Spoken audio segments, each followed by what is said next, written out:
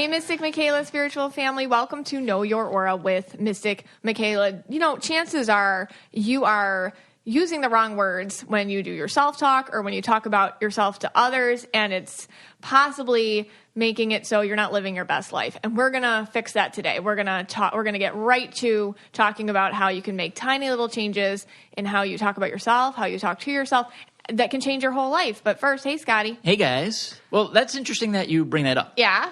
One, because I do talk to myself a lot. You do? Yeah, you know, like, hey, Scotty, you want to go to the mall today? Hey, Scotty, should we get gas? Like, things like that. Right. That's not probably what you're talking about. No, not like that. But I did come up with this fantastic idea. Okay. You know, we do need a little rest and relaxation. Mm-hmm. You know, all the readings and, we're just doing a lot of events lately. Yeah. And I figured maybe I would take you on a spiritual retreat. Oh, I've always wanted to go on a spiritual retreat. Okay. Good. I'm glad you're with me. Yes, I am. And this is so unlike you. Yeah, well, I'm spiritually awake and red. Oh, right. Everybody knows I'm spiritually awake and red. Yes. And I want to take it to the next level. People know I sometimes do yoga. Yes. I used to do a lot more yoga before the pandemic. Yes. I've been meditating lately. You have been. Right? Yes. The binaural beats. Yes, you've been meditating for real. Yeah. Everyone knows that your mom was Anne Frank in a past life. Yep. I don't know if that's doing anything, but nothing. People know that. Yeah. So I kind of researched some retreats, and I actually signed us up for one. What? But oh my gosh! So I want to go through with them. Okay, I think I'm you're so gonna excited. Yeah, I think you're going to be on the same page with me. I'm kind of excited. I'm pretty sure. Okay, all right. So I have to choose from one of the ones. Yeah, you can here. choose the one you want, but I've actually booked. Oh, you one. already booked one. Yeah. Okay. But it's refundable, so I can switch it out. Okay. Okay. All right. The first one I found, this one really good. I think you're going to like it. Ooh. Massachusetts. Oh, okay. Okay. Very nice setting. Mm-hmm. It's on a lake. I like it. They got spas. Oh. Good food. Ooh, good food. Great food. And, like boating, like kayaking, all this stuff. That's up your alley. That's totally what you like. Yes. Okay. So what we're going to be doing while we're there, it's going to do a lot with healing sounds and shaman chants. Okay. Okay. So we're going to do like some reggae singing. Reggae singing. Yeah, reggae singing or something. Okay. Yeah, like is that like kind of shaggy kind of thing? Yeah. Yeah. Like, was it me? Was it me? Got it on camera. Was it me? Yeah. So we'll get that better. Okay. We're going to do some medicine melodies. What's that? I assume that's like you take Tylenol and you like hum when you do it. Like hum, Okay. Tylenol. I think I do that already. Or Bayer. Excedrin. Something like that. Excedrin. Like that. So we're definitely going to do vocal meditations. Vocal meditation. I think that's something where... Like ohms? Maybe ohms. Like or maybe that? where like your voice box comes out and like that meditates. Sounds violent. I don't know. Okay. We do have to buy a 30-day prep video. Oh, no. Are you okay with that? A 30-day, wow. Yeah, we got to really prep. They make you prep before you go. Prep, yeah. I don't like pre-work. Okay. Not into that. So it's okay. But here's okay. Stay with me here. Okay. We will have to share a bathroom. You and I? No, like the people at the retreat. Oh. It's like it's communal bathrooms. Oh, okay. Okay. When we eat breakfast, it's going to be in silence. Okay. I'm okay with that. And lights out at 10. I'm okay with all of this. So no sneaking out after 10 to watch Discovery of Witches. Or Vampire Diaries. I can live. How long is this retreat for? Like 7 days. Okay. Let's go. All right. So there's one. Okay. All right, so keep that in mind. All right. That all seems doable. Okay. The second one, we're going to England. England. Yes. Majestic land. Think of it. Majestic landscape. Mm-hmm. It's on the River Dart. Mm. Okay. Massive gardens. Ooh. Okay. So it sounds good. Yes. Okay. So we're going to live together in a barn. Oh. With 10 people. No. And we're going to create community over those 10 days. Is this like a real thing? Yes, this is a real thing. Like, is there a website I can visit? There's a website you can visit. I can look at pictures? You can see the barn. Mm-hmm. Yes, you can. Okay. We're going to garden together. I don't like this one. No? It's a lot of work.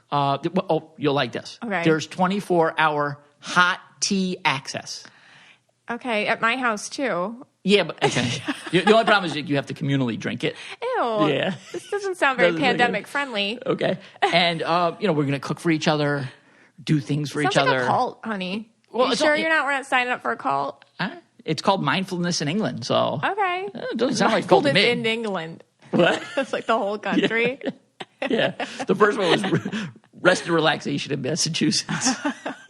Oh, you forgot to do the title. I forgot the title. Okay. Yeah, I'm sure when people Google these, they exist. All right. So that one's out. And here's the good news. I didn't book that one. Okay, that's good. Okay. I'm not into that one. I didn't say I didn't book the first so one. So far, though. I like rest and relaxation in Massachusetts. Okay. The third one is in Tuscany, Italy. Oh, I like this one.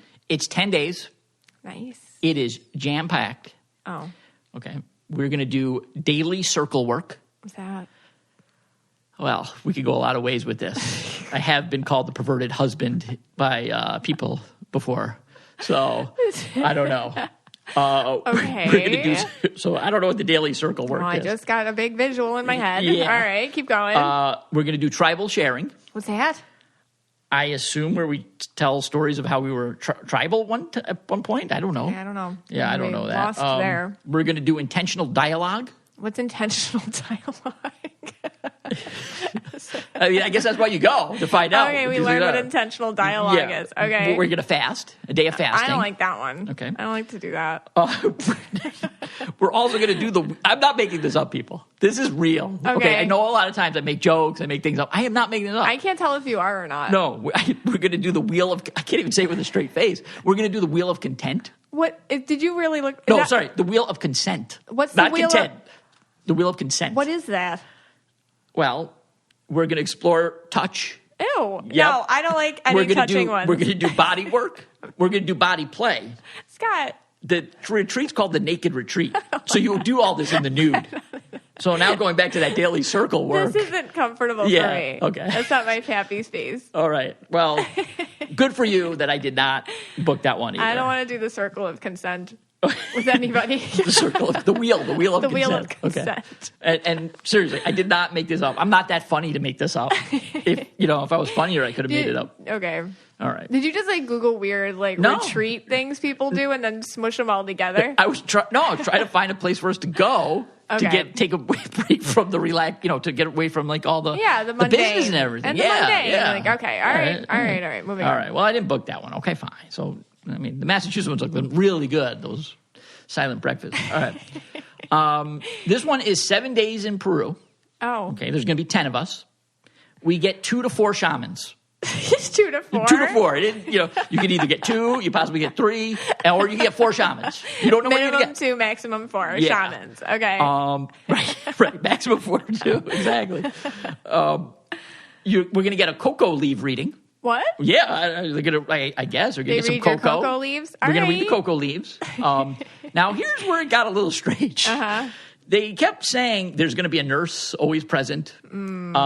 They said there's going to be a lot of medical checks. We're probably going to get checked more than the White House. There's going to be a survey that you have to fill out about all your health and ailments. That's ayahuasca stuff. I think it is. Because I watched that on Unwell. Oh, you watch this? Yeah. Okay. So it's always in Peru. Yes. And you can go crazy on ayahuasca if you already have mental issues. Oh, yeah. No, they said we're going to be doing a lot of psychedelic drugs.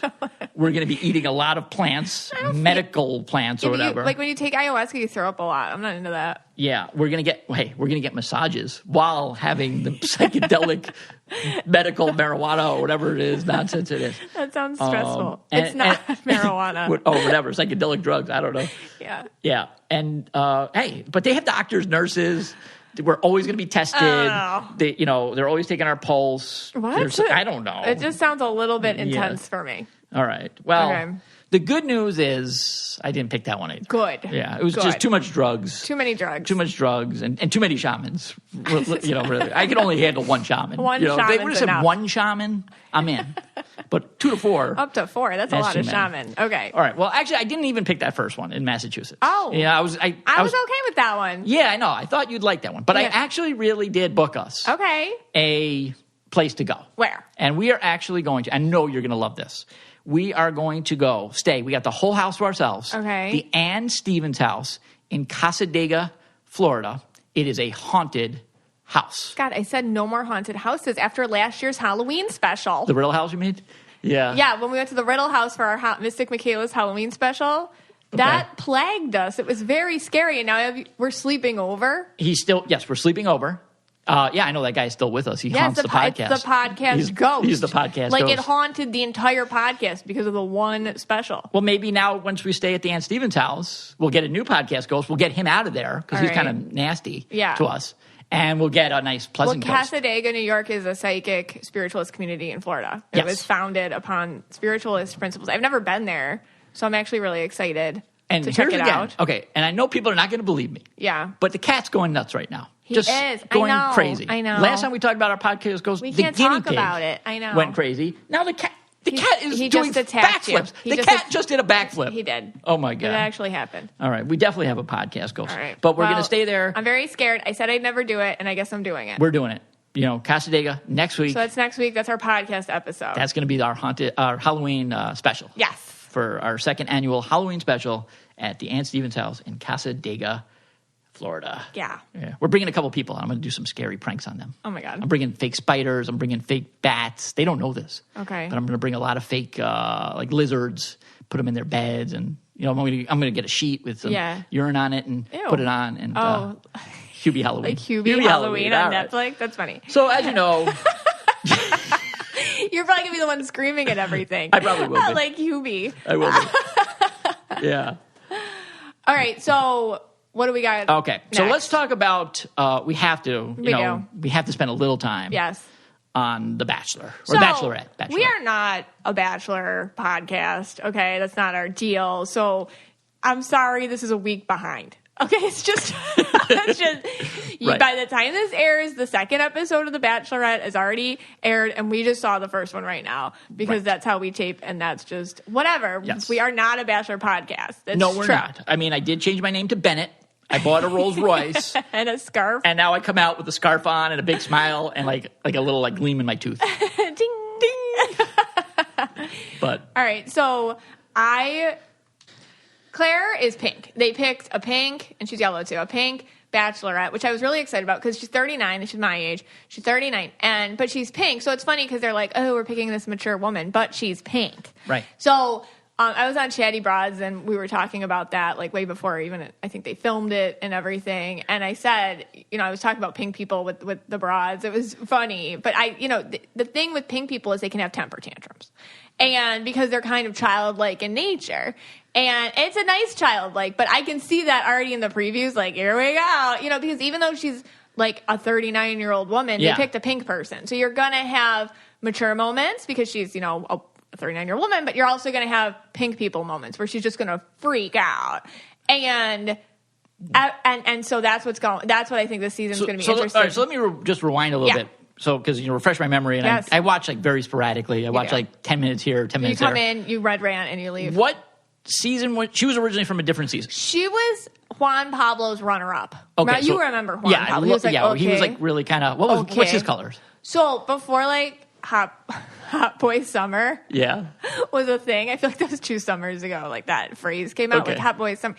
Juan Pablo's that color. So he's Hot Boy Summer, purple. Hot Boy Summer purple. He's just a player. He's like... Is that South Florida purple? Yeah, he's like South Florida purple, but I don't know where he lives, but he may as well live there. He probably lives in South Florida. He probably lives in South Florida. He's just a player. And was he the one that would be like, okay? He's like, okay. And when he said, I'm not picking you, she, freaked out and she screamed at him and I would never want you as the father of my children.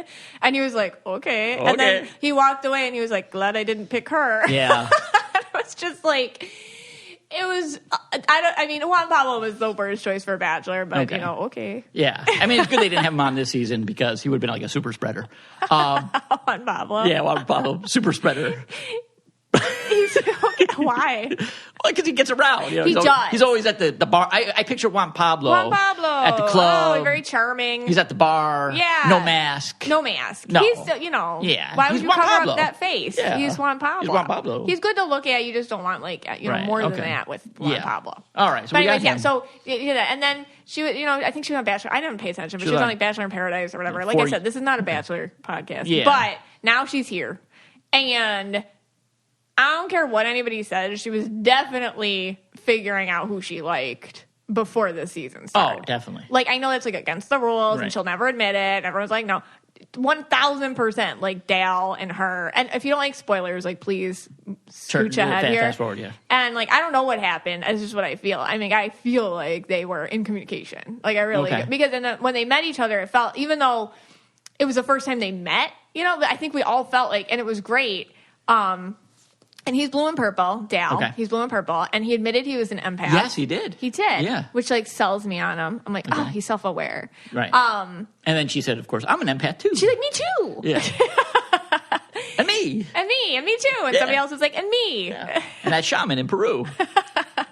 So they just, I mean, you know the thing with Clare, like, and I don't blame her, because she came to look for love, and she found love. And that's it. Like, she's going to put a period at the end of that sentence. You know, she doesn't want to go through, we'll see what happens, but it looks like she's not going to go through the season the way that they traditionally were going to have her go through it. Okay, so she's a yellow-pink. Yeah. And Dale is a purple-blue. He's a purple-blue. Would you, now, I mean, I don't know if these two are going to get together or not, whatever, stay together, whatever. Is that are those two good combos? Yeah, I that think would go together? You know, he's very sweet. Okay. He's very sweet. I feel like he's a little immature. Not even just, he's 31, but I think even for his age, he's a little immature. Okay. And just, it's just how he is. He feels very shy, very introverted. He's coming into his own. Right. You know, he's trying new things. He's doing his purple, where he's trying this, trying that. I feel like she's very supportive of him, very supportive of his dreams and like what he wants to do and this and that. But man, she just wants, you know, she's on baby train, and we'll see what happens there. I feel like they are a good match. I feel like they get along. I feel like they understand each other. I feel like they can be emotional together. I feel like everything, you know, she's very nurturing, and I think he likes that, and he's nurturing. Now, and she likes that. I have one complaint about this show. Yeah. Well, actually, I have many, many, many complaints about the show, but one that really gets me going. Mm-hmm. And I don't really want to get into a red rant right now because I'm in a good mood. Okay. But, you know, these producers of this show, they must take us for like fools, like that we don't understand things. Because every single season, they have like two guys that go up against each other. Two girls, and they know each other like before the season started. Like she went to my high school and he went to my, you know, he worked with me at the bowling alley. Right. And they always have like some weird DM that they get. The producers probably send those DMs. And, you know, it's so ridiculous that they make us like that we have to believe that these two guys, I think it was like Tyler C. and, you know, I don't know, the other guy, Justin W., whatever. They always have a second they always have the letter. They're never like just a name. No. And like, really, like, Tyler C. really got a DM from someone from his hometown. Well, okay, so it just doesn't make sense to me. This is a red rose. Yeah. This is your rose ceremony red rant. This is a rose ceremony red rant. And every season you come in around the rose ceremony and you like to be like, this is what's going to happen. Right. And I was right this time. You were always right. You're always right. Like, who's going to stay and who's going to go and like what's going to happen and aren't people bored with this already? And that's the red rant. Right. Because they always show the two of them together. Yes. Okay. Like they show each of their faces, and you know one's going to stay, even though all the guys are like, how could she keep that guy? How could she possibly keep that guy? Well, those are the cutaways. He's not here for the right reasons. Oh, right. Yeah. So, and then everyone's like, I'm here for the right reasons. That's the show. Right. And Tyler C. is like this valiant guy who's like, oh, I'm going to save her. But Scott, we're all aware. Are you? Yes. Is everyone aware? Okay. And everybody who watches this show is aware of the producer drama, the producer-induced drama. Right. And it's funny because I feel like they tried to set that up just so Clare had a season. So you're seeing like the preliminary drama stuff that they're putting in or whatever. But then they weren't ready for Clare to basically blow up the place with her own thing. So it's funny because I think we're seeing like what it's almost like when I look at it, it's almost like frayed storylines. That's what it looks for me because like I feel like the producer had a bunch of storylines they were going to start, so they planted the seeds and stuff with these guys on the first night, and then it's like holy crap. None of these are going to come to fruition. So they feel all unfinished because you know Claire's going to blow it up. Right. She's going to blow. I mean, she's blowing the whole thing up. All right. Well, I'm glad I got that red rant off my chest. I know. I feel a little better. It was like your third time today that I heard it. No, yeah. All right. Don't get me going again. Okay, sorry. I can't. It's got to end. So and anyway, I got to take a deep breath. Clare and Dale, they feel like a good little duo. Are they long? Are they forever? I don't know. You know what I mean? I don't know. And the other thing is, like Clare talking about words today, she said two things that really drove me insane because this is what I'm going to talk about today. I'm going to really deep dive, but she said two things. She says, I just hope this isn't too good to be true. Oh, I know. Bad mantra. Well, you've been living with me long enough to know that you can't say stuff like that in life. Right. Because when you say, like, when you state a fear, like, I hope this isn't, this is just too good to be true. Or I hope this isn't, then what's happening is you just painted a situation where it's too freaking good to be true. Right. One. And then two, she said another thing, and this is just like the first episode. This is my one chance not to be alone again the rest of my life. Oh, that just sounds pathetic. Don't say that. Because then when you say that what you just created was the one chance for you not to be, like, you're never going to have any more chances now. Right. Because you just said that. I'm going to really get into that today. Well, speaking of mantras. Yes. I think, I've kind of done these things a little bit before, but I have some that I'm going to try out. And, okay. I want to get a new mantra. Okay. And I came up with some, and maybe you'll help me with them. And maybe one of these will work for me, and I'll just keep saying it over and over again. Yeah. And my first one I came up with was, I'm the king of the world. Okay. Is that? That sounds familiar. No, it's not familiar. It's not? I've never heard that before. You might have heard, like, I'm the prince of the world. I'm the queen of the world. You've never heard I'm the king of the world. I'm the king of the world. Okay. So you get up in the morning and you declare that. Yes. That would be a good mantra. Oh, thank you. That would be a good mantra. Okay. Okay. Every man dies. Not every man really lives. Like Braveheart? Like No. Oh, Braveheart. This is yours? Oh, sorry. This is mine. Mystic Michaela. This is mine. That... Okay, so I think that's more of like a quote. Every man dies. Not every. Okay. Yeah. All right. Let's scratch that one. Okay. Life moves pretty fast. If you don't stop and look around a while, you could miss it. Where's that one from? I just came up with it. That feels like a Monday motivation. That's a quote. That's a movie quote. No. Are you going 80s again on me? No. Okay. All right. That's something. All right. You know what? I'll scratch that one. That's right now I'm the king of the world. Okay. I'm passionate about dogs, just not crazy about bitches. Is that a housewife tag? No, that's mine. Is that like Vanderpump or something? Oh, come on, stop. No. Would I know who Vanderpump is? I've never heard you say I'm passionate about dogs. I'm just not crazy about bitches. Like, I've never heard you say that. Because I'm trying out a new mantra. That's not even a mantra. That's like just something. That's like a tagline, a housewife tagline. All right, fine. I won't use that one. All right, yeah, that's not a mantra. All right. I like making my own money. I find that an aphrodisiac. Is that Ramona? No. Who said Who's that Ramona? one? They're going to drive me insane. Yeah, that's a tagline. That's not a tagline. Say aphrodisiac. Am I holding an apple again. in my hand? Am I holding an apple? Can you say aphrodisiac again? Aphrodisiac? I don't know. You said it so funny the first time. Aphrodisiac. Now you well, that would be good if this would be good for that naked retreat. If we decide to go on that one. Ew. And we have the circle of wheel of jerk, whatever it's called. What? Oh, wait, no. You don't have, okay, No. We've talked about this. You do not have the visualization capabilities as most of our listeners, including me, have. And they're in the shower right now. Scott, when you say naked retreat and stuff like that, like, we all are seeing things, and it's not pretty. It's not pretty. All right, fine. You know what? If you can't be cool, you can't be with the Countess. Okay, all right. Enough. You just took taglines. Fine. You know what? I'm just going to go with this one. All right. I'm good enough. I'm smart enough. And doggone it, people like me. That's good. That's a good mantra. All right. All right. You know what keeps the podcast running, people? You know what keeps the mic on? Oil? Electricity? No. No, nothing like that. Oh, okay. It's Stitch Fix today. That's what's keeping it going. And we appreciate when you use our tags and our links for and when our codes. When you kind of go use our sponsors, it helps us a lot. So let's talk about this today. Fashion changes, right? We have been in quarantine a long time. It's time for me to get a couple new shirts. It's really time. But you need to change it up. And Stitch Fix is a really good option for that. I really like Stitch Fix because they pick it out for you and send it to you. And you take this quiz so they know exactly what you want, what you don't want. You're very specific. They have a good way of working with you. And they send you a whole box full of stuff, and it just brightens up your wardrobe. It's really nice. And it's nice to do it for yourself every once in a while. And the other thing is they're really good with sizes, so they help you with that, and it's no hassle returns or anything like that. So Stitch Fix is a personal styling company that brings you the world of fashion and style. It's a completely different and fun way to find clothes that you will love. That's all about you every time. To get started, go to stitchfix.com/KYA to set up your profile, and they'll deliver great looks personalized just for you in your color, styles, and budget. You pay a $20 styling fee for each fix, which is credited towards anything you keep. Schedule it anytime. There's no subscription required. You can just cancel it anytime. You can move it around. You can whatever. It's no gimmicks.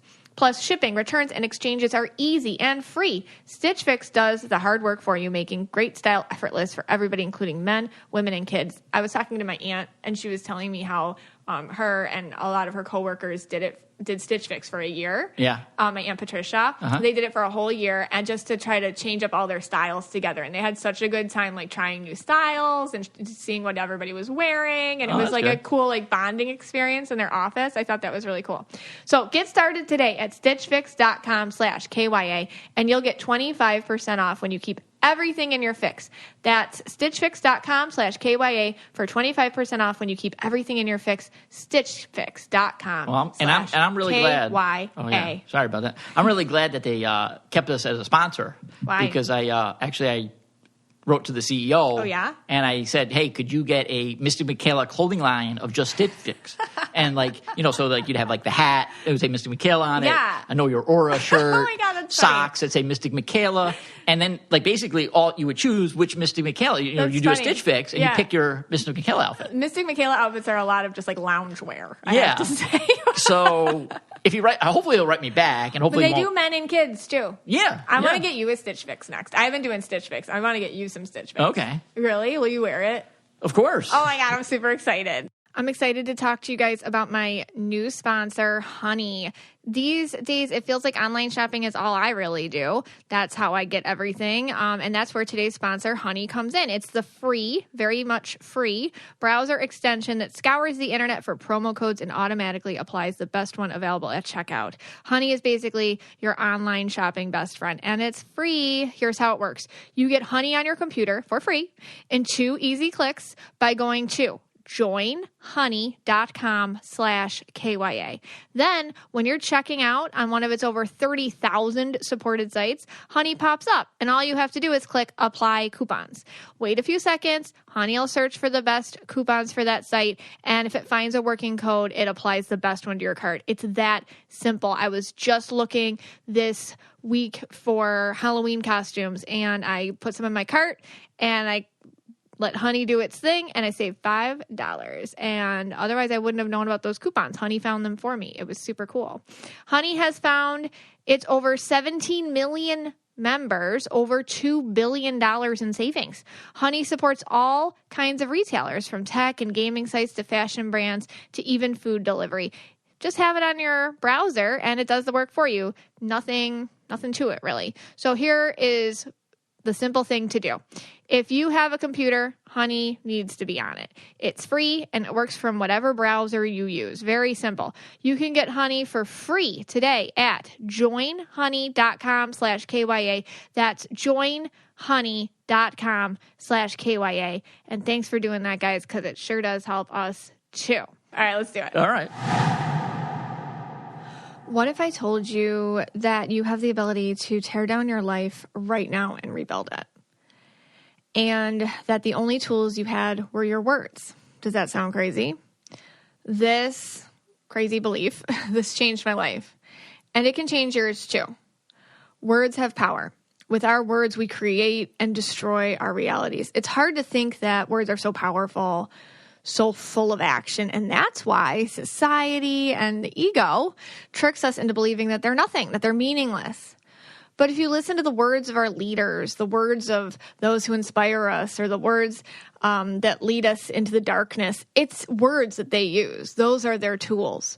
Whole careers and whole lifetimes are built upon one's words, the words they say to others, the words they use to describe themselves, and the ones that are only heard in one's own head. Words have power.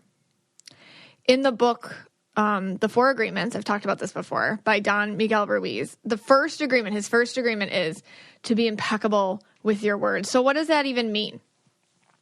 He describes it in the book. It's a short book if you want to read it. It's a lot in there. It's short, but it's one you can reread every time. You get a lot more every time you read it. But he describes this in the book, to be impeccable with your word. The gist of it is that we must be careful with words because they're our greatest power. And we must be careful to use them to build up and not destruct. He presents the idea that, like, your words are magic. And he explains that you can either use your words for white magic to create good in the world, or as black magic to create chaos and spread negativity. And he talks about speaking with integrity and honesty and truthfulness, saying only what you mean, saying only what you desire, and avoiding using words to speak negatively about yourself or to gossip about others, and to use your words in a positive direction of truth and love. And that, that doesn't even go for, like he says, not just how we speak of others, but also how we speak of ourselves. We really have to screen our self-talk for the negative, because what you speak, you create. Words are the creators of our universe. In every religion this is discussed. It is across the board. One of those universal truths that is so embedded that it pops up in the context of every cultural application. It's a spiritual right to know that you have a power with the word that you speak. So what is a word? It's a sound. It's a vibration. And it's a vibration which creates the reality around us. And as it can be seen in these larger patterns, such as the word of law or the word of God, the word of you is just as powerful. And you have the ability to use it to construct or deconstruct the reality around you. Our thoughts and our words have the power to manifest what we want in life. I have talked about this often. The power of mantras and saying things the way in which we bring change, instead of not those repetitive familiar patterns into our lives. Words are the affirmation of what you are thinking. They reflect. So we have to be careful with them. We cannot be careless with how we speak. We need a filter. And the filter is something which is to be built up over time and effort. It's not an overnight thing. Filters take time to construct, especially if you have to go against major programming to build a different filter. The first step is to notice it, to just notice what's going on, to acknowledge that you have this power, to acknowledge that you've been using it against yourself and limiting yourself with your own power, and therefore the knowledge and the acknowledgement that you need to use it wisely. You have to watch your words very carefully. This is a habit of mind. This is difficult to reprogram yourself. We have to use our positive words to fight our negative programmed thinking. The things we are used to thinking and feeling, which keep us the same, it is a battle. It is a war. And even in the book, The Four Agreements, he doesn't say you're going to win it. He says you just have to be a warrior. You just got to fight it. And this could be a lifelong thing with you. It is for me. It's been because every time you notice something, you want to get even better at it. So it's really not about the destination. It is about the journey and figuring out how to chip away at your words so that they reflect and they bring back exactly what you want with them. They're your tools. They're your tools. You have to learn how to use them like an expert. And you can do this. Even in the smallest sense, this attempt at really using your words productively will change your life so much for the better. It's worth it. We need to know what we want, which is hard. It's hard to know what you want, but we need to know what we want, and we have to identify what we need to change, which I will discuss as we go on here, because this requires vulnerability. Many of us are used to covering up what we want with a false sense of comfort in living a life that we don't want. It's hard to admit that you're lonely, or it's hard to admit that you wish you made more money, or you wish you had a better job, or you wish you didn't do what you did in the past, or you wish this house didn't look like this, or you wish you lost weight, or you wish. It's hard. There's a lot of vulnerability that goes into seeing what you want differently instead of the easy way out, which is thinking that's what you want and keeping it that way. I like living this way. I like being single. I don't like, that's easy. It's hard to be vulnerable. It's hard to sit there and be like, you know what, I'm lonely. You know what, this house ain't cutting it. You know what, I want something different. That is hard. That takes vulnerability, because the next step is, you got to change it. And that's scary. That's what I talked about on my podcast, episode 54, why people don't change. But you got to know what you want. And then you can use your words to start constructing it. We need to find a way to deal with the negative thoughts and words when they come in to challenge us. And we must find an affirmation to fit our needs and repeat it every day. These are things I'm going to be talking about. We must visualize our positive outcomes.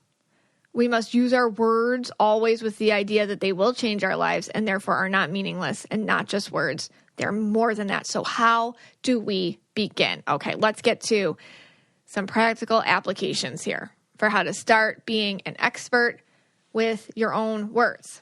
So first, you have to choose your words carefully. This takes practice. I myself catch this constantly in myself, all right? Just because I say this stuff doesn't mean I'm some sort of like expert. I'm working on it too, okay? And especially a lot of you listening are empaths. So there's like an extra element here. You don't like to make others feel bad. So what do? We diminish ourselves for others. And you can do that with your words really easily. For me, I don't want to make anybody feel unspecial. I want them to feel good. And that's okay. But then I had to reteach myself how to do that. Because the old me was taught early on that by being unspecial, I would make others who needed that feeling more than me feel good. So right there, my worth was in my ability to diminish myself. So in order to make other people feel good about themselves, I had to verbally assault myself in front of them. I still struggle with this. And how many of you do? Oh, somebody says to you, you look so pretty today. Oh my God, I feel so fat. Whoa. Have you caught yourself saying that? Oh my gosh, your house is so lovely. Oh, I have a ton of things I have to do. It's like, on it. I have so much money has to go into it still. We're not done. If you see that, like you see yourself diminishing. Your boyfriend, he's so sweet to you. Oh God, well, this is what you see. There's a whole other version of him at home. Catch yourself. It's such a knee-jerk reaction. Catch yourself and just stop. That's hard. So anyways, yeah, I used to do stuff like that. So right there, my worth was in my ability to diminish myself. And what's the easiest way to do that? My thoughts and my words. I was actually a really good student. I would do really well in school. I was not the brightest. I'm not like some sort of genius smart person. I just did really well with writing, and I was an avid reader, and I just would be naturally passionate enough about history and language and literature that I did well. I was kind of an outside the box thinker. And I did well. And early on, I learned not to boast. It didn't give me anything back from those around me. So something would happen like in undergrad, or I'd always make the dean's list, or I'd get like, an award, or I was like little things like that weren't little. They were kind of a big deal. They really were. But if I said anything to my family, oh, well, that's sad for your sister. How must she feel about that? And I was like, immediately like shame. Oh, I'm bragging. Okay. And I would feel really bad. So I took that lesson, and I didn't ever speak of the things I did as successful.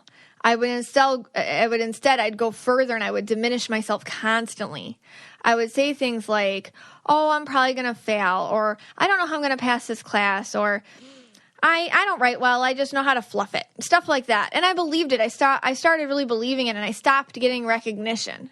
I would do this with everything, though, saying all sorts of things to friends and people I knew. I would never self-advocate. I would never self-advocate for myself. I would make sure to choose people around me who needed boosting, and I would take myself and lower myself to underneath where they felt about themselves and talk about myself so negatively that they felt better. And I would feel good that they felt good, but also powerless. And how many times do we all do this? As empaths, we don't want to brag. And we can think that using our words is bragging. It's not. There is no reason to say, I am the best to someone. It's just avoiding saying the opposite. Okay, so you don't have to say, and I think that's with empaths. We think that like by talking about ourselves or like that's boasting, or we're being rude, or we're being attention seeking. No, you don't have to like say the opposite about yourself, though. You don't have to say, oh, I'm lazy, or I suck at this, or I can't do it, or I'm not smart enough, I'm not pretty enough. Just don't say it. Hold back.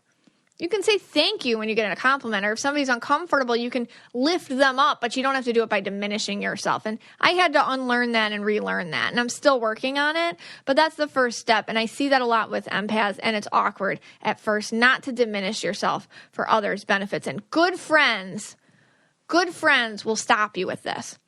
And I have some good friends now, because good friends will say, why are you saying that? Stop it. And you do that for them too. That's what good friends do for each other. You tell your friend, stop diminishing yourself. Okay? Like, we're not going to do that. Rephrase that. And you can do that for each other. I've been lucky enough on this journey. I found some good friends who can do that for me, and I do that for them too. And you can do that too. But first, you got to do it for yourself.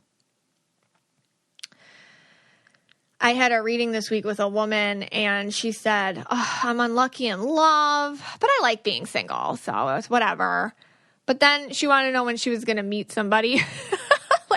So when's this guy coming into my life? I've been single for like 10 years. And right there, we had to pause, and we had to talk about what I'm talking about today, the power of the word. And I told her, listen, you just told me what your future is, that you're unlucky in love and that you're okay being single. So right there, that's your future. You just spoke it into existence. Okay? Because you spoke that to be true. And honestly, like in the reading, her future was super fuzzy. Because I'll get that if you don't kind of like know what you want, or like you're not, or you keep doing this kind of stuff with the word, you get like a fuzzy future, which just means you're staying in the same spot now. Okay, there's no change coming because you're using your words to keep it exactly how it is. Because you think it's easier to be the way that you are than to deal with the unknown. Like, a lot of people have a knee-jerk reaction to being disappointed. So they just live a life differently, like void of the possibility of not being disappointed, of being surprised. You know, it's easier to be disappointed because you're used to it. So I talked to her about this, and but she was so stubborn about these statements. They were her protection, and her hiding behind them, it felt safe for her. It's what she knew. She couldn't disappoint herself because she had already written it down as done the way it was currently. We talked about this, and she saw it, and she figured it out, and she's working on it now. But it's okay to notice where you are in life. Like, listen, like this, using your words isn't about living in la la land and being a total, just like not seeing what's going on. You know, you can notice that your love life has been unsuccessful, and you can notice that you don't mind being with your cat on a Saturday night, binge watching something. That's okay to notice that. But then you also have to go back and say something else to yourself. You have to first ask yourself truly, without a shield and with true vulnerability, do you want something different? Like, maybe this is comfortable, but are you open to something different and have faith that that would even be better? Like, that's where you got to kind of crack open to that.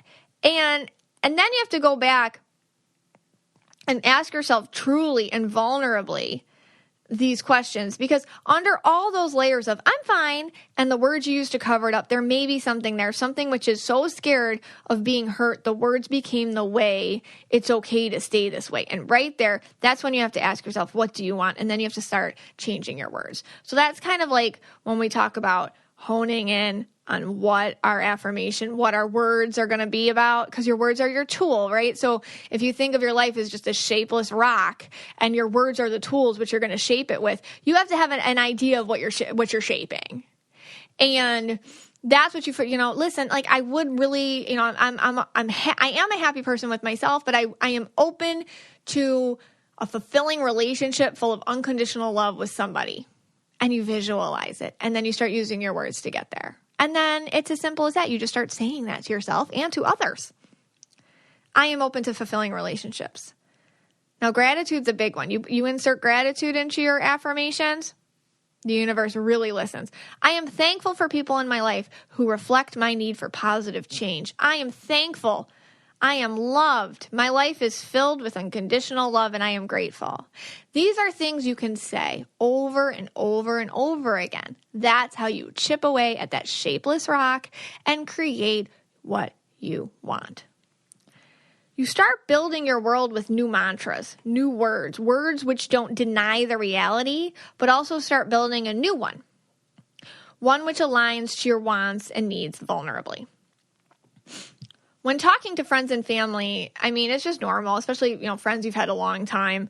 You're in a role, okay? Your role may be the single friend, the single daughter. I don't know. Your role may be the one that doesn't brag or the one that doesn't ask for anything or, you know, whatever your role is, you're probably stuck in a role. In your family, you're stuck in a role with your friends, stuff like that. That's actually normal. But when you're an empath, it's very uncomfortable to change. Now, there's another level to it because you yourself are uncomfortable with this new growing version of you. You feel a little awkward. You feel a little like 13 years old, like, oh, I don't know what to do. All these parts, you know, like moving awkward. I don't know. You know, like you're growing. It's like that same awkward feeling when you go through like these awakenings. So you're already in yourself, you're awkward. And then you're an empath. So you know that other people are like, she's awkward and they feel it. And so you feel them feeling it. And then it's like you just kind of want to shut down. You know, it's better to accept this and to voice it. Hey guys, I'm going through something. I feel awkward about it, but I'm trying it out. That's vulnerability. That is an example of vulnerability. Just addressing that you know that this looks and feels different to them, but you're trying something new. So thanks for your support or whatever. You know, I get it. I see what you're seeing. Let's move on. Address it. That's vulnerability. Because you're going to be getting things like, what are you doing? Where are you right now? What's going on with you? You know, that kind of stuff. I had a reading this week with a lovely young woman who's, you know, a young mother. She's got a bunch of kids and, you know, she's writing this blog and she doesn't know, oh, should I keep going with it or should I like take a step back or whatever? And then I saw a picture of her sister and I'm just like, okay, so your sister's the one that's going to be like, why are you writing this blog? Like, what are you doing? What's going on? You know, and that's, for an empath like this woman is who just wants to write her blog and, you know, try new things and deep dive into herself a little bit. Somebody like her sister who loves her to death is just going to also be the first one to make her feel really weird, awkward, and uncomfortable about it, which if she didn't know that was going to happen or have conscious awareness of it, it could actually stop her growth. So Spirit in the reading was just like, hey, you know, heads up, she's going to attack you for getting out of your role. It's important to know that because then you don't get controlled by it. But that's what people are going to do. So you have to figure out how to deal with this stuff because these questions can set you back. They can stress you out. And the knee-jerk reaction for you, especially as an empath, is to go back to the familiar self-deprecating words. Oh, nothing. Oh, it's just a silly project I'm doing. It means nothing. I don't know. I won't meet anyone. I like being home. I don't care. I like being alone. And that sets you back. So go into social situations, family or friends or otherwise, with some constructed statements which do not betray yourself. You know, you can say something like, oh, I'm trying something new. You know, I'm really open to new stuff lately. I'm really changing. I feel empowered to use my words differently. Speak this way to people. Really get vulnerable about what you're doing here. It's okay to share. It's okay to say it exactly the way it's going down. You are trying something new. You have chosen a new word for your reality and bring people in on it. If they get weirded out, they call you names. They say, oh, you're this, you're that. Ha, ha, ha. Okay. All right, whatever. And if they're into it, you may have a new support system around you. And it's always more fun to grow together with people that get it. But it's important to not betray yourself with your own words for the comfort of others. Because a lot of times you just trigger their insecurities because they can't themselves change. So they're just going to attack you instead. Super subconscious of them. But you can be the conscious person in the group and know that what's happening and not let that hold you back. Okay, another way to use your words powerfully. You have to speak from the heart. When it comes to the power of the word, there is no greater power than your own vulnerability. When you speak about yourself or others, first use that filter and ask, is this purposeful? What is my point with what I am trying to say, what I'm about to say, and measure it. Speaking in love towards yourself, towards others, it's important. Most of the time when we aren't conscious of our words, we speak out of fear. It's our vulnerability in seeing this and speaking differently, which gives us power. And there is something about using words against others in gossip or in judgment, which actually reflects back on us. And it's a vibration which pulls us in and creates it for ourselves, because this is important. How we speak of others will be spoken of us. That's just law of consequence here. And it doesn't mean, and I myself have just learned this as an empath, and it was a huge lesson, that you have to kiss someone's butt. It doesn't mean you have to say the opposite of somebody. So if somebody isn't a great person, there's two ways to handle it. You can, you can gossip about them. Oh, they're gross and da-da-da, and they look at this and da-da-da. That's judgment and gossip. That's not good. You could, but it doesn't mean that you have to even go opposite and be like, oh, they're great, they're awesome, and lie. What I've found is you either say nothing at all, or if it's important to speak out, like a self-advocacy thing, or it's something that's unjust, or it's wrong, then you have to speak about it in a way that is about what they have done, or their actions, or their words, not who they are. I find that rising above the person and speaking to the patterns, the lessons, the reasons, the implications, keeping it elevated, that helps. That makes the word educational. That makes the word create knowledge, and it evades the feelings of defensive-ness that people can have. So keep your word educational too. Keep your word open-minded. Keep your word something where everyone can have a shared, have a chair at that table.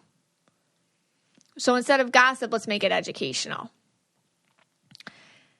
And also, you have to affirm yourself. This is huge. This is very, very huge. This part is about the action of it, the words and the affirmations and the mantras. So what are you?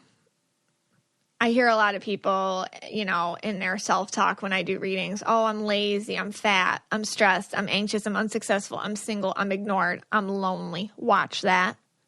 How about stopping yourself with these affirmations of negativity and replace them with affirmations of what you want? You're not lonely, you feel lonely right now, okay? It doesn't mean I am lonely is different than I feel lonely right now. We have to make the I am statements. I am is a powerful statement. I am loved. I am fulfilled. I am growing. I am safe. I am empowered. When you have an affirmation and you say it over and over again, that is magic. I told a woman who was having a hard time with her weight this week that she had to go to the mirror every single day and repeat, I am worthy, over and over and over and over until at least she didn't feel weird about it.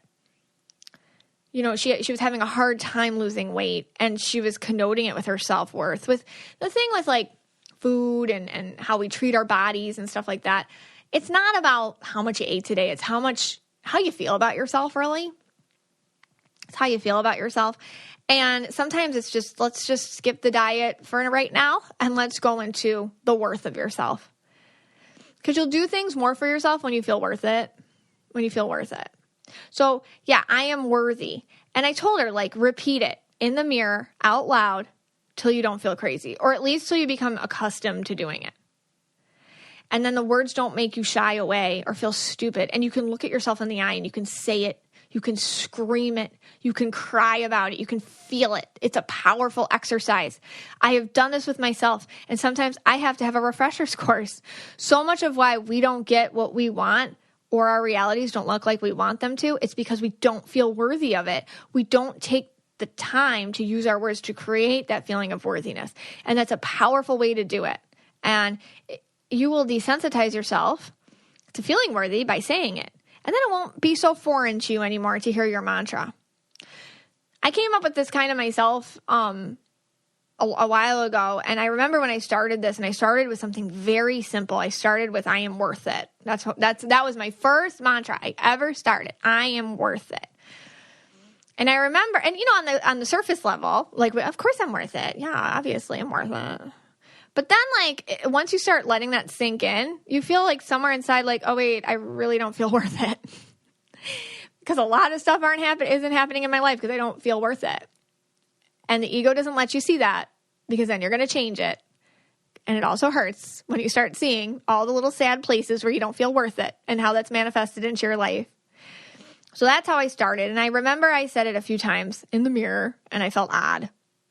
And then I said it louder, and I felt pain in my chest. My stomach hurt. And then I said it louder and louder, screaming at myself in the mirror, I am worth it. Tears streaming down my cheeks. And I did it until I stopped crying, and I could look at myself. And I felt stronger. And it didn't change me overnight. It's something I'm still working on, but something shifted there.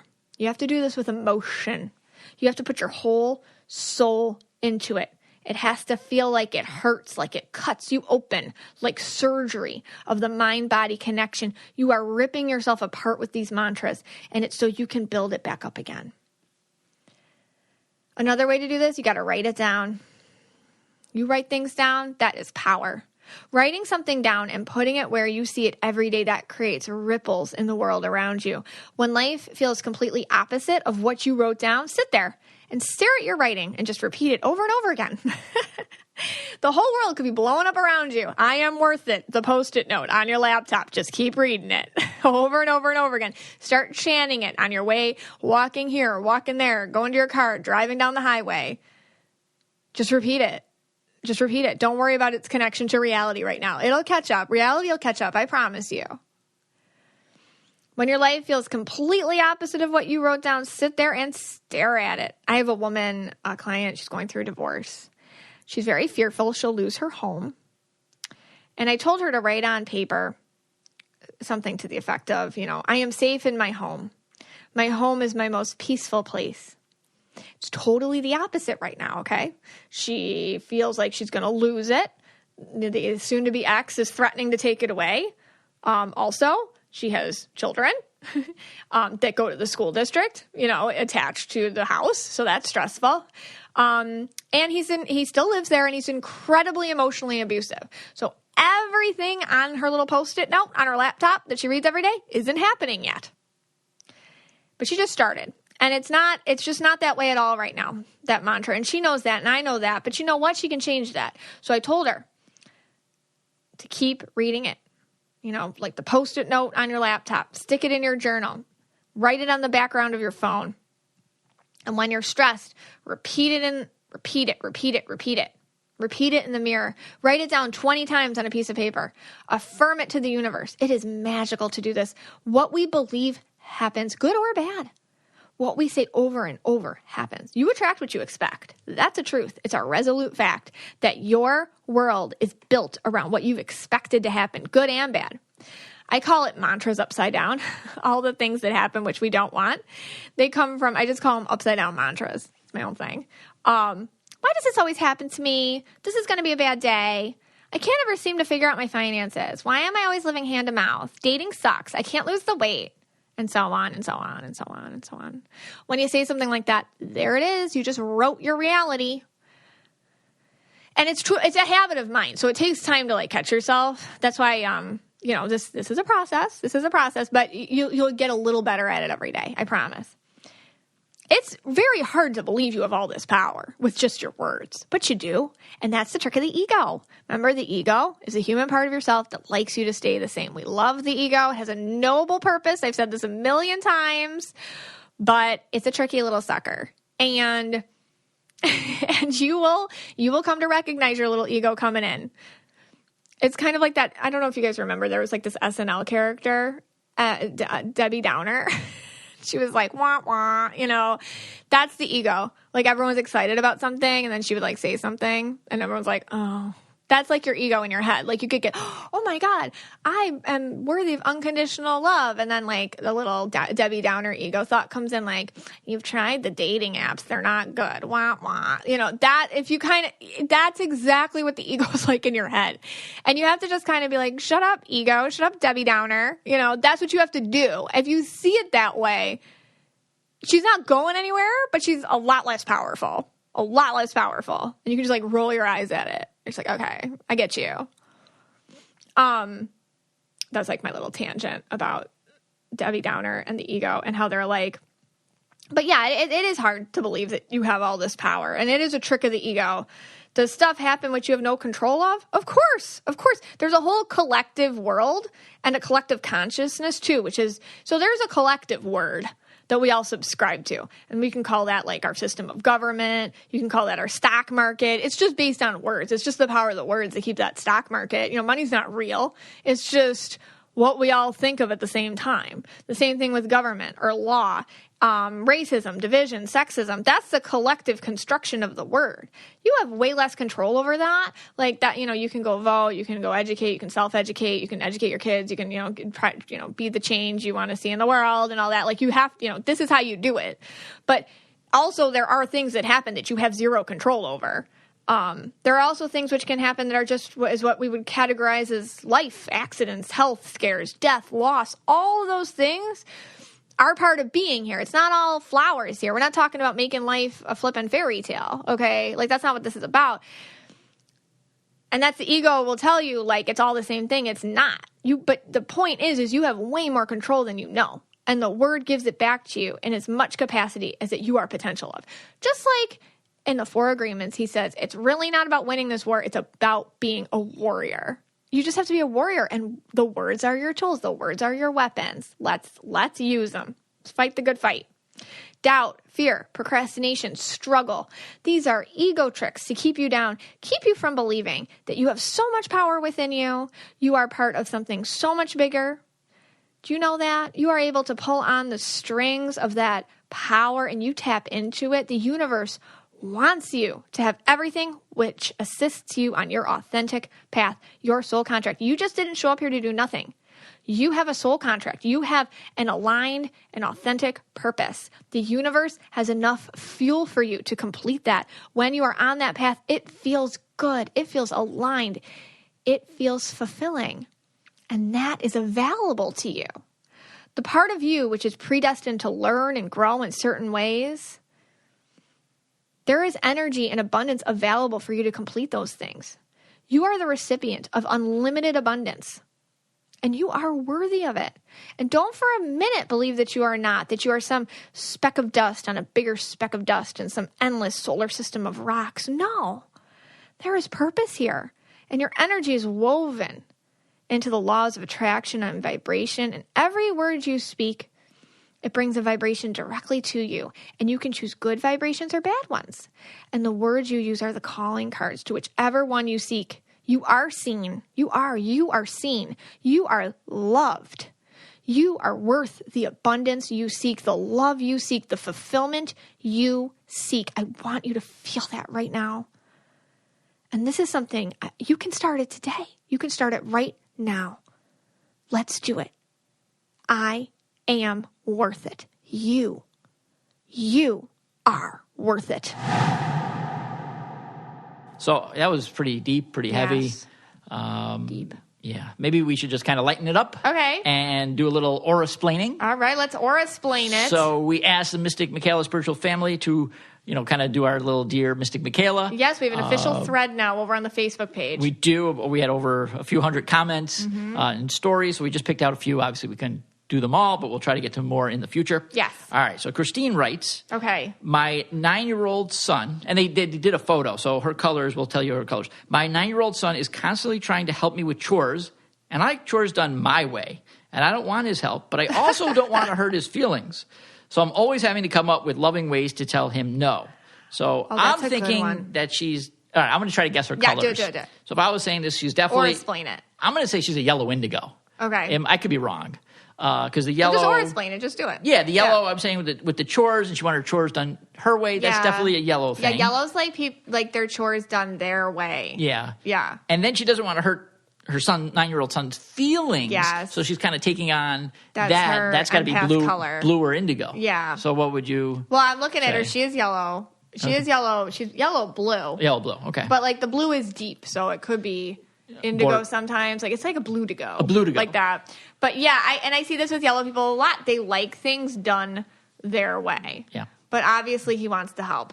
Right. So sometimes you just have to let them. Yeah. Because like with empath kids, they get the message real quick that they're not doing things good enough or they're not, and then they attach it to their self-worth. Okay. But yeah, totally yellow. And I see that a lot with yellow moms. Right. Like, never mind, I'll just do it myself.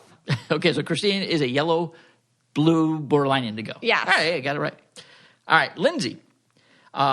She's been accused of changing her personality type and becoming a different persona around different people. I have no clue why, but I feel like wearing different hats and will adjust my personality and energy levels to match the people around me.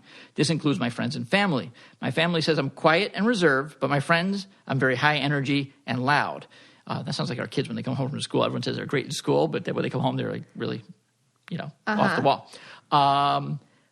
If I had to Aura-Explain this, and this, I know you say this a lot, it probably absorbing colors or changing colors. So she said she's been accused of changing her personality type. Yeah. So I agree with you. Indigo. Yeah, she is indigo. Yeah. Because indigos can be a different persona around different people. 100%. Yeah. Okay. And she says, I have no clue why, but I feel like I wear different hats and will adjust my personality and energy levels to match the people around me. That's a purple thing too. Okay. Purple people will try to match the vibe, or if like a vibe is low in a room, they'll try to get like really entertaining or something like that. So when she says, is this an empathic thing or am I just a social chameleon, which will adapt to get along best with the room? That's kind of what empaths do, deep empaths. And I have this shade of indigo. It's you're so indigo, you don't know you're indigo. And it's because they do what she's doing. They're absorbing everybody around them so much and doing exactly what they need to do to make the other people feel okay. They lose sight of who they are. Okay. So Lindsay is a purple indigo. Yeah, but she's very, very indigo. Very indigo. Like almost to the point where she's like, am I? She probably is like, I don't know. I thought I was yellow. Right. Because people who are so indigo, they don't know they're indigo, think they're yellow. Well, I know you always say the people that have the most trouble figuring out their colors with all your bingos and all your cards and are the blues and the indigos.